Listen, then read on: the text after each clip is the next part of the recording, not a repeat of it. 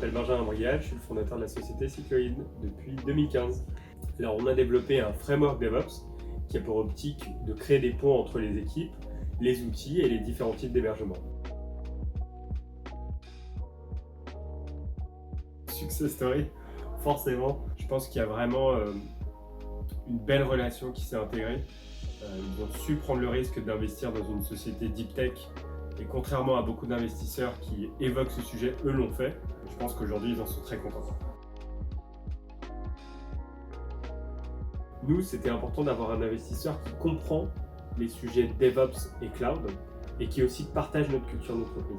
Il y a 5 ans, on avait déjà parié sur le fait qu'il fallait travailler en full télétravail, qu'il fallait être totalement transparent pour responsabiliser au maximum les collaborateurs. Et c'est quelque chose que partage notamment Orange Vital Venture.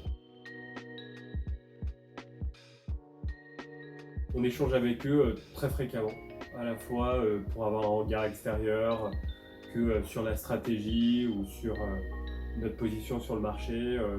C'est pas juste un investisseur qui investit de l'argent, c'est vraiment quelqu'un qui a cette capacité de pouvoir rentrer dans les détails.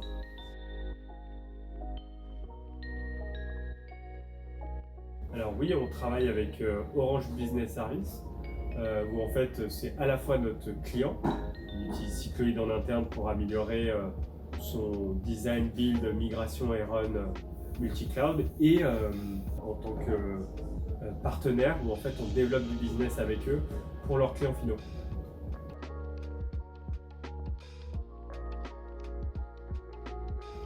Super. À vrai dire, aujourd'hui on travaille avec Étienne et c'est vraiment quelqu'un à l'écoute, toujours agréable, toujours avec une volonté d'aider. Enfin, c'est vraiment quelqu'un qui m'a réconcilié avec les investissements.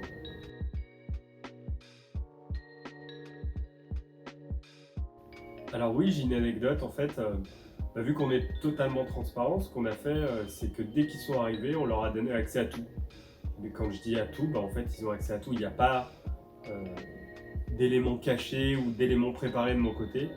On a un reporting très très précis sur les chiffres, l'évolution et autres.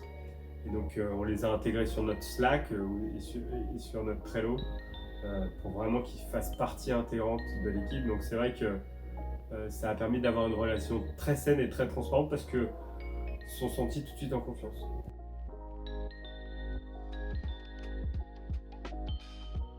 Je dirais les investisseurs ils aiment bien sans X. Donc pour ceux qui savent de quoi on parle, voilà, ça sera ça.